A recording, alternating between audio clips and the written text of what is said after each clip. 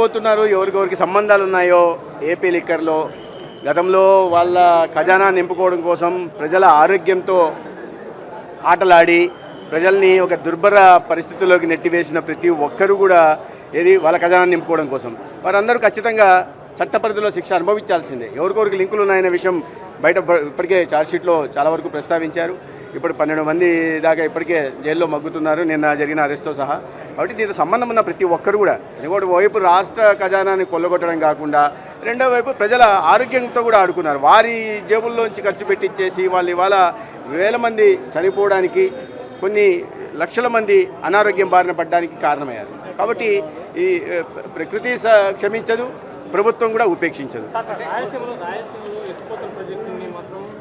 రద్దు చేసుకోకపోతే మాత్రం పోరాటం చేస్తామంటున్నారు తెలంగాణ సీఎం రేవంత్ రెడ్డి. ఏం చెప్తారు? అది కాదు, తెలంగాణ సీఎం మాట్లాడుతున్నప్పుడు ఈ రకంగా విద్వేషాలు పెంచేలాగా మాట్లాడకూడదు. ఎందుకంటే వారు అనేక విషయాల్లో తెలంగాణలో ఇదే అనుమతులు తీసుకోకుండా, సిడబ్ల్యూసీ అనుమతులు తీసుకోకుండానే మొదలుపెట్టారు, అపెక్స్ కౌన్సిల్ అనుమతులు తీసుకోకుండానే మొదలుపెట్టారు. కాబట్టి రాష్ట్రంలో వాళ్ళ అవసరాల కోసం వాళ్ళ పైనుంచి వస్తున్న హెచ్చరించడం సరైనది కాదు. 2 తెలుగు రాష్ట్రాలు ప్రజలు ఒకే రాష్ట్రంగా ఉన్నాం, ఇప్పుడు విడిపోయాం. ఇద్దరి అవసరాలు, రైతులకు అవసరాలు, సాగునీటి అవసరాలు, తాగునీటి అవసరాలు తీర్చుకోవడం కోసం ఒకరితో ఒకరు సహకరించుకోవాలి. తద్వారా వాళ్ళకు వచ్చే నష్టం ఏం లేదు. ఎందుకంటే సగటున 1500 నుంచి 2000 దాకా టీఎంసీలు సముద్రంలోకి పోతున్నాయి. ఆ మిగులు జలాల్ని, వరద జలాలనే మేము వాడుకుంటామని ఆంధ్ర రాష్ట్రం చెప్తా ఉంది. దాంట్లో ఎటువంటి అభ్యంతరాలు ఉండాల్సిన అవసరం లేదు రాజకీయ లబ్ధి కోసం. ఎందుకంటే అన్ని రకాలుగా వైఫల్యం చెంది ప్రజల్లో వ్యతిరేకత వస్తున్న క్రమంలో ఇటువంటి ఎమోషనల్ ఇష్యూస్ తీసుకోవడం మంచిది కాదు. అది కాంగ్రెస్కి ముందు నుంచి అలవాటు. గతంలో టీఆర్ఎస్ పార్టీ కూడా అదే పని చేసింది. వాళ్ళకి ప్రజలు ఏ రకంగా శిక్షించారు? ప్రజలు వాళ్ళ కలిసిమెలిసి ఉండాలనుకుంటున్నారు.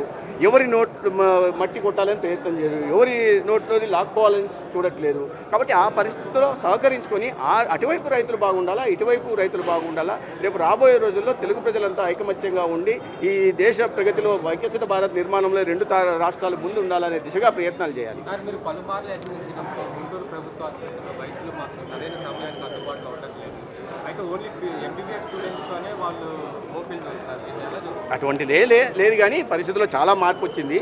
ప్రజల నుంచి వస్తున్న దాంట్లో ఇప్పుడే చెప్పాను నేను, 8 నుంచి 12% సంతృప్తికరంగా ఉన్నాయి, డాక్టర్లు అందుబాటులో ఉంటున్నాను. 61% గతంలో అటెండెన్స్ ఉండేది డాక్టర్లు అని చెప్తే ఇవాళ 84% పెరిగిందని. అయినప్పటికీ కూడా ఏదన్నా మీడియా ద్వారా మా దృష్టికి వచ్చినప్పుడు వాటి మీద చర్యలు తీసుకుంటున్నాం. ఎఫ్ఆర్ఎస్ సిస్టమ్ పెట్టడమే కాకుండా సెకండరీ హెల్త్లో, ప్రైమరీ హెల్త్లో వాట్సాప్ కాలింగ్ కూడా చేస్తున్నాం.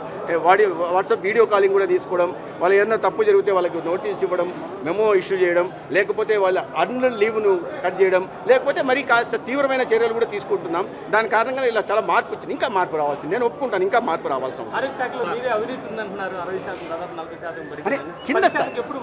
కింద స్థాయిలో నేను అనేది ఏంటంటే, కింద స్థాయిలో ఆసుపత్రికి పోయినప్పుడు 5 రూపాయలు 10 రూపాయలు తీసుకుంటారు అనే దాంట్లో అవినీతి అంటే మీరు దాన్ని వేరేగా చూడకూడదు. కింద స్థాయిలో ప్రభుత్వ ఆసుపత్రికి పోయినప్పుడు చిన్న వాటిని లేదా మందు విషయంలో ఉచితంగా ఇవ్వాల్సింది అది ఉండేవని వాటిని తగ్గించుకుంటూ వచ్చాము. ఇప్పుడు 20% తగ్గించామని తీసుకోవాలి. ప్రత్యేక ప్రయత్నాలు చేశాం. మొన్న ట్రాన్స్ఫర్లు మొట్టమొదటిసారిగా పారదర్శకంగా రాష్ట్ర వ్యాప్తంగా చేశారు. మీరు ఇప్పుడు ఉద్యోగస్తులపై అడిగితే అడగండి, గతంలో ఎటువంటి అవినీతి జరిగేది, ఇప్పుడు అవినీతి జరిగిందా ట్రాన్స్ఫర్లు అంటే ఒక్కరు కూడా జరిగిందని చెప్పారు. మార్పు వచ్చింది. ఆ మార్పు వచ్చింది.